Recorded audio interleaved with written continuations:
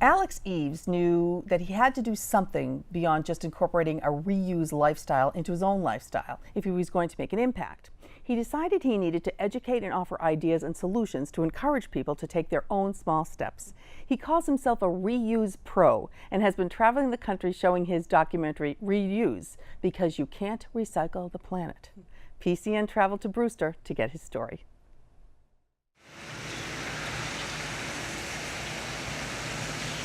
I used to tour with bands selling merchandise, and there was just this one incident where a shirt was printed incorrectly, and I found out what happens to t-shirts that are printed incorrectly and bands don't want them. They get shredded and turned into rags.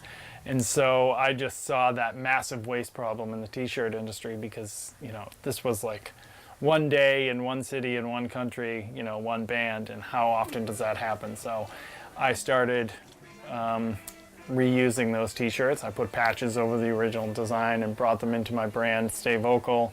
Started incorporating more reuse into the brand and then into my own life. And then in 2008 was the big switch. I turned my once skateboard and apparel brand into a strictly reuse apparel brand. Basically, the way I look at it is we have thousands and thousands of decisions, you know, that we make on a daily and weekly basis. So I just always put the planet at the forefront and put a reuse, you know, spin on everything. So if I have to buy, say, new skateboard sneakers, because I still skateboard and hurt myself, I, you know, look on eBay, you know, because there's bound to be, you know, my size skateboard shoes, or I look at the local thrift store or something like that. And not only am I able to save those resources, but I usually end up saving a good amount of money too.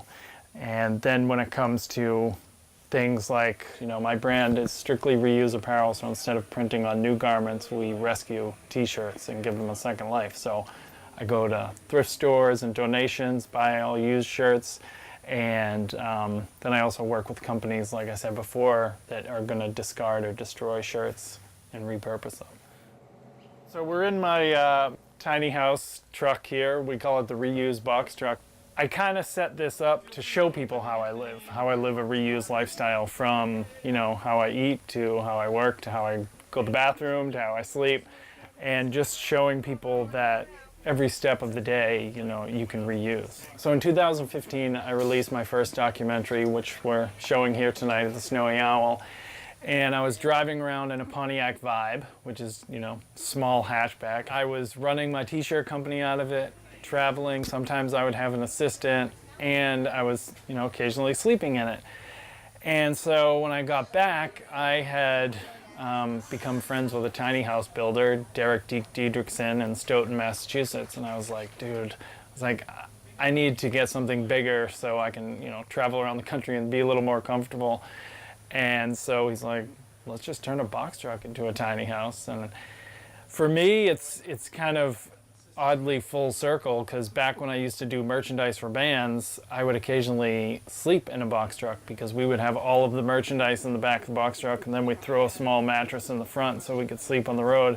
And now I have this glorious house in a box truck as opposed to just a mattress on the floor. We ended up launching a crowdfunding campaign with the Hingham-based Fortua, and raised a good amount of money.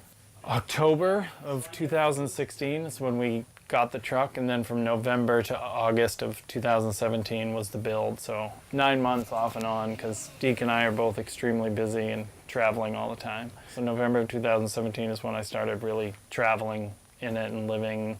Well, living I moved in June, officially, for my birthday. So everything in here is made from used, repurposed, upcycled, found, some dumpster dived materials. The one that always gets people is the floor you're standing on. It's this really nice floor, but it was just excess from a donut shop that was sitting in somebody's, you know, garage for 5 years. We just put something up on Facebook like, hey, does anybody have any excess flooring? We don't need much for the box truck. And somebody's like, sure, I have 7 packages of it at my house. And it's just, it's amazing what people have when you ask. And then the paint, for example, this is all reused paint. So there's a company in Rockland, Massachusetts called Recolor, and what they do is they collect old gallons of paint from people's houses and businesses and half gallons, mix it all together, and then they create this whole new palette of reused paint. And then I have things like, you know, my grandmother's old lobster pot that we converted into a sink. And my favorite band is 311, so I have this blanket here that is, you know, made entirely of 311 t-shirts. One of the, you know, key features of the truck is to travel me and bring my reused roadshow around. Just yesterday I was in Providence, Rhode Island, and we did a screening of my film on the truck. So we purposely did not put a window or anything on this side of the truck so we could show the movie on the truck, and it just left it white, and then we have our sponsor logos on the side and just put the movie right there, and it makes for an interesting visual from far away. It's pretty awesome. I'm getting ready to go down to North Carolina next week for a tiny house festival, and then I've been, you know, bringing the truck to schools and businesses. It's really, you know, a mobile reuse education center, showing people how, you know, in every step of your daily life you can incorporate reuse and, you know, do something for the planet, do something for your wallet, you know, and have some fun.